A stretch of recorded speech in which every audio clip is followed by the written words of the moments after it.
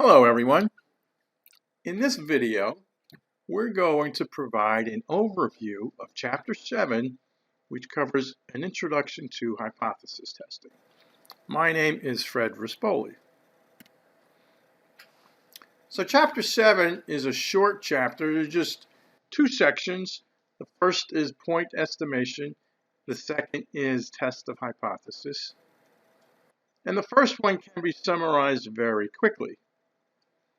Point estimation involves the use of sample data to calculate a single value, which is to serve as a best guess or best estimate of an unknown population parameter. So by population parameters, I'm thinking of the population mean or the population standard deviation.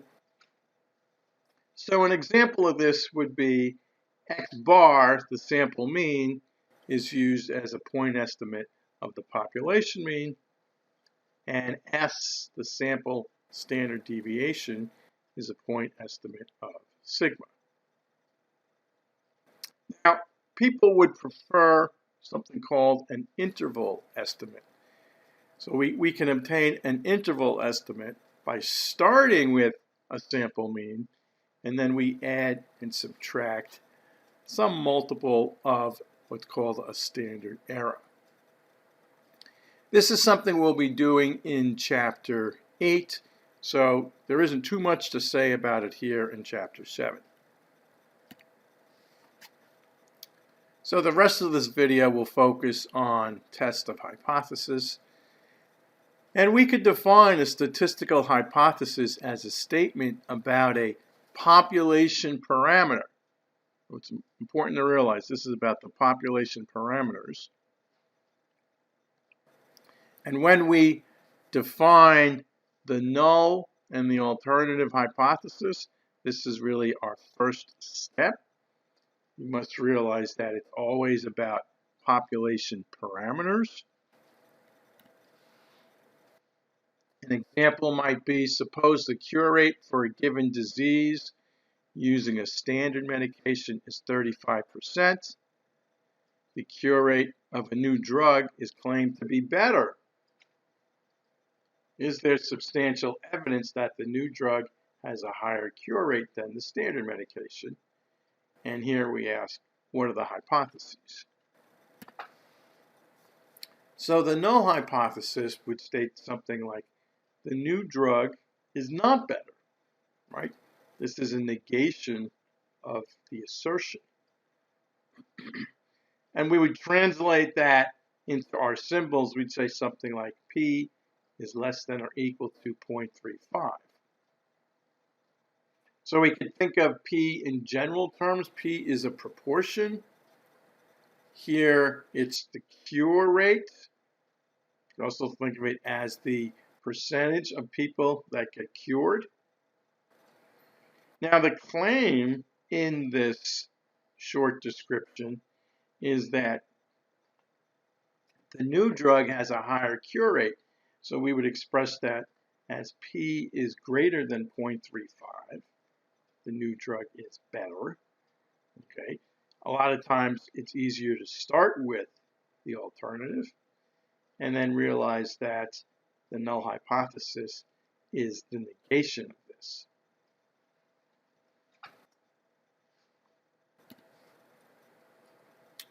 So once we've established what the null and the alternative hypothesis is, really our goal is we need to sort of figure out which of the two hypotheses is supported by the data. Okay, so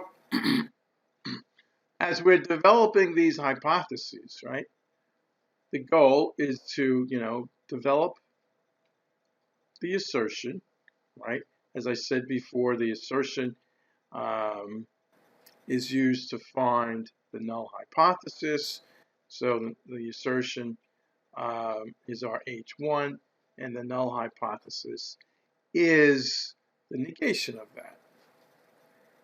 And we need to sort of determine how we're going to decide if the null hypothesis is true or if we should reject it. So we'll describe a decision rule for a test of the null hypothesis. And it'll work something like this. We'll have some test statistic that we'll call x, and we'll reject the null hypothesis if x is greater than some critical value. Okay? And then we will fail to reject or do not reject the null if x is less than or equal to c. And we might call this set of values where x greater than c the rejection region.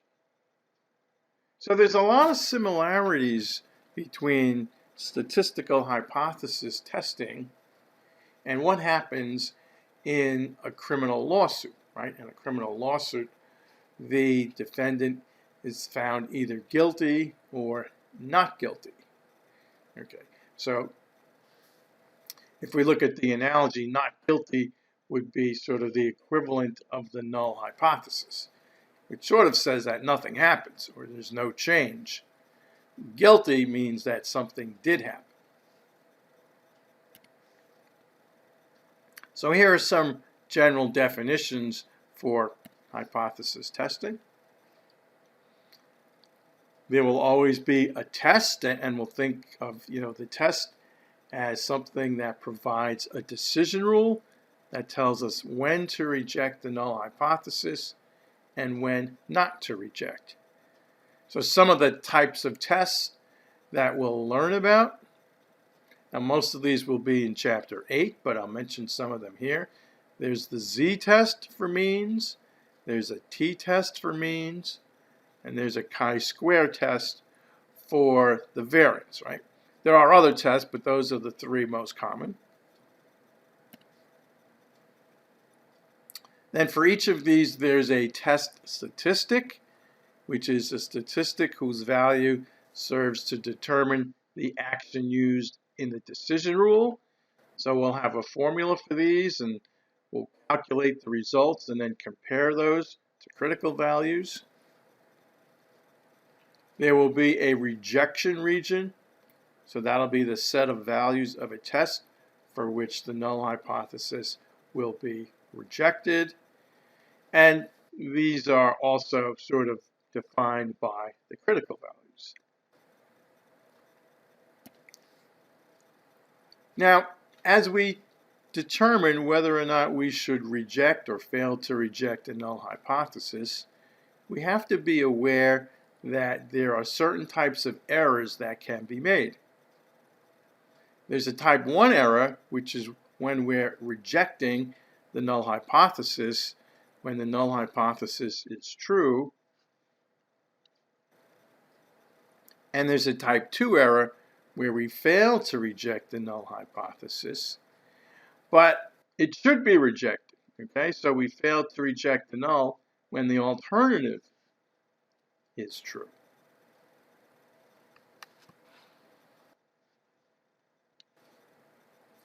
So here's a summary table of these two types of errors.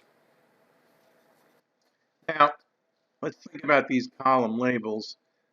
Suppose we knew the true state of nature, right? Now, typically we don't, but for the purposes of understanding the theory behind statistics, let's hypothetically think, suppose the null hypothesis is true. All right, now say we run a test and our conclusion is to do not reject the null. Under the case where the null is true, we made the correct decision. But if the test led us to the conclusion that we should reject the null, then we got it wrong. We made an error. This is an example of a type 1 error. We're rejecting the null when it's true. So we have to be aware of this. We have to try to control this.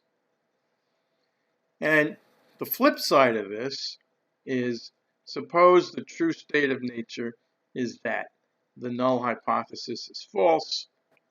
If we run a test and we conclude do not reject the null, and the null is false. Again, we made an error. So in this case, this is a type 2 error. If we rejected the null based on the test, and the null is false, we got it right. So you could see that if you know for some reason that the null is true, the only type of error that could be made is a type 1 error. Okay, so I sometimes refer back to this table because it's helpful to just see this. Okay, if you know that the null hypothesis is false, the only type of error that could be made is a type 2 error. Now, people have various ways of describing these. So if we think once again about the type 1 error, rejecting the null when it's true, that's an example of what is sometimes called a false positive. Sort of like saying that a certain condition exists when it really doesn't. Right? The null hypothesis is telling you, in a sense, that a condition does not exist. With the type 2 error, where there's a failure to reject the null when the alternative is true, okay, this is sometimes called a false negative.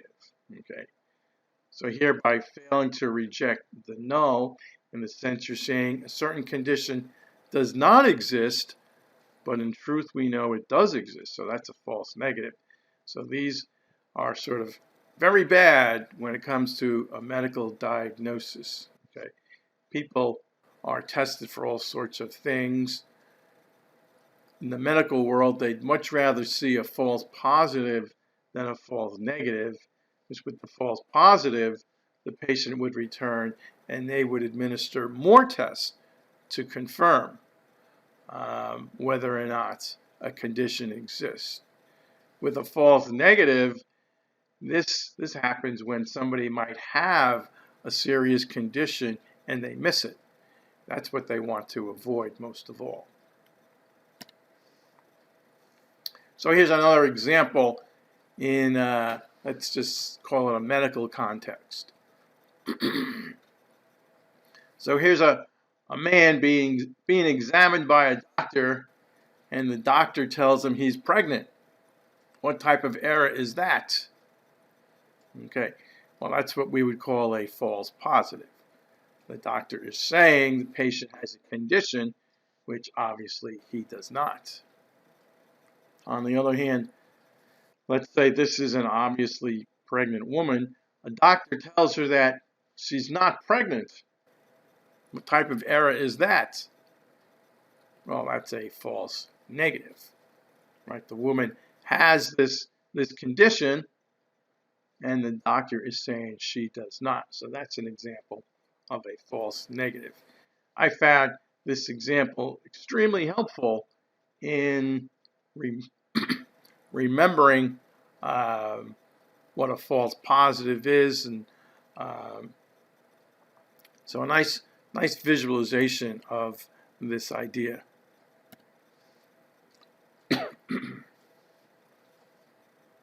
So what are some other situations where two types of errors can occur? Right? Is this something that's sort of isolated to statistics or happens in other places? Well, I've already shown you it happens in a medical diagnosis, okay? But it's interesting, happens in sports as well. And these sorts of ideas can be thought of in football. They also happen quite a bit in basketball. So let's say a football referee calls a penalty, but replay shows that there was no penalty.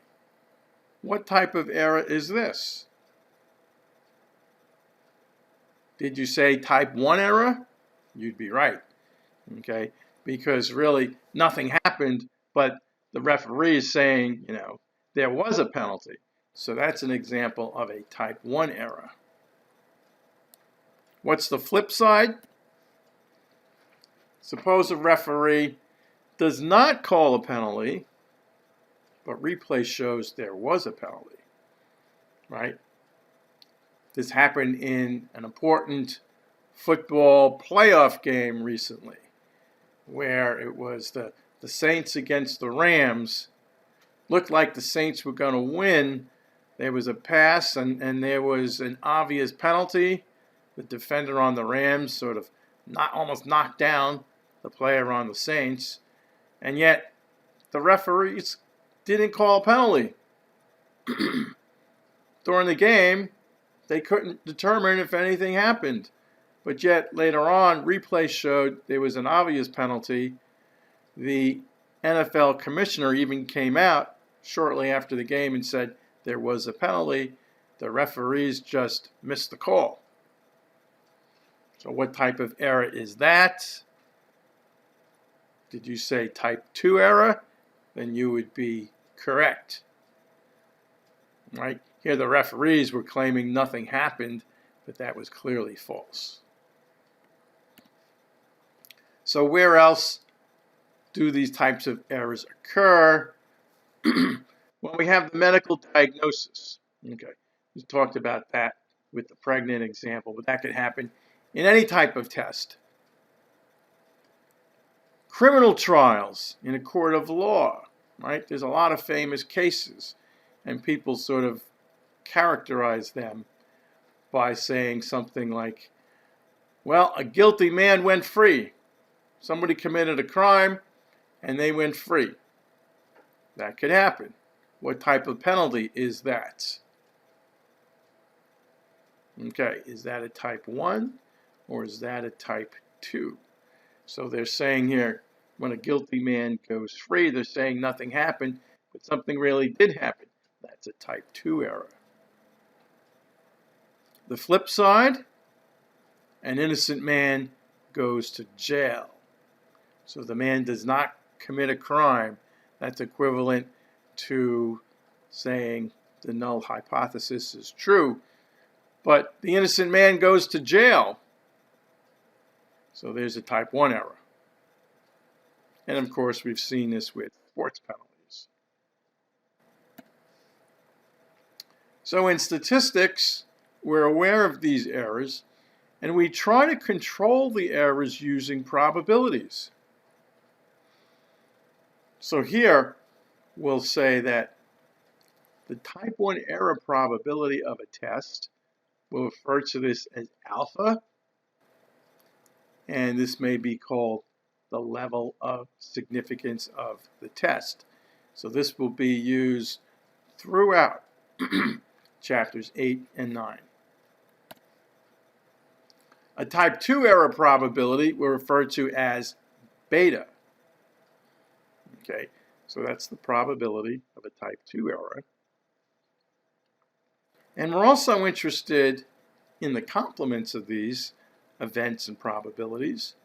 We'll say that the confidence level is the probability of not making a type 1 error. And this is given by 1 minus alpha. And this is used when we construct confidence intervals. So when we're doing a hypothesis test, we mostly talk about a level of significance. When we do confidence intervals, we'll talk about the confidence level, 1 minus alpha. And you may also see the term the power of a test. So the power of a test is the probability of not making a type 2 error. And the power is given by 1 minus beta.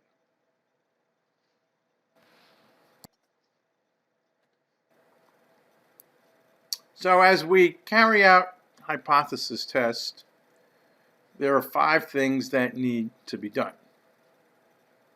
So the first and very important step is to set up the null and the alternative hypothesis. Identify the claim if possible. So usually the claim is our H1, but occasionally there will be a claim that just says that there's no difference in 2 different items. Step 2 would be to identify alpha, and again, this is sort of the easiest step because alpha will always be given in the textbook. But if you're working on a project outside the textbook, you would have to identify alpha. But there's a default value that's often used, 0.05. It's used most of the time. But sometimes it could be 0.01 or perhaps 0.1. The third step is to choose the right test statistic and then find the critical values. Now again, choosing the test statistic, you'll have to sort of learn what the different tests are, which we'll cover in Chapter 8. Things like a z-test from one sample or two samples. There might be a t-test, might be proportion test, and chi-square test.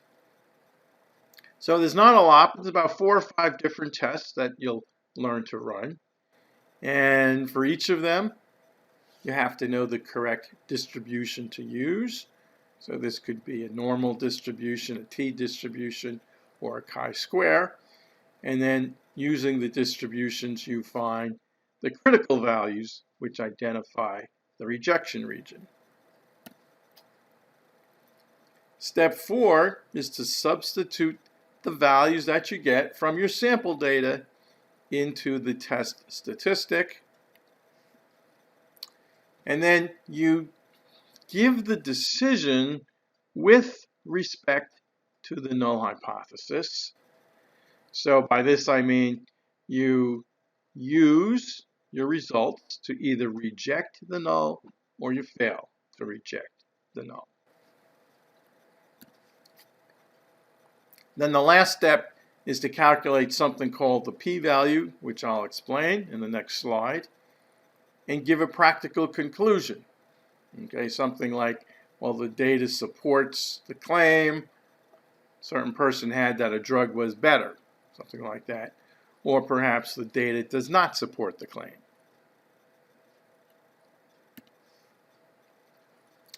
All right, so we'll be mentioning a p-value.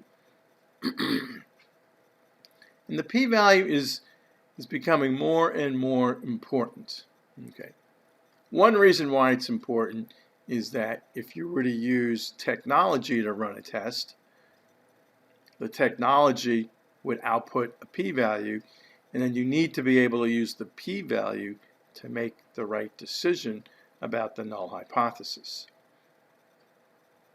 So the p-value is the probability of obtaining a value for the test statistic that's more extreme than the value actually observed.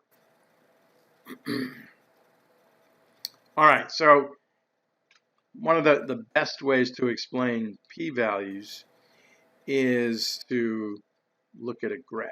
Okay, so let's say we have a test. It's based on the normal distribution. Okay, you identify a critical value and a rejection region, right? So something like over here. This little yellow shaded area would be the rejection region.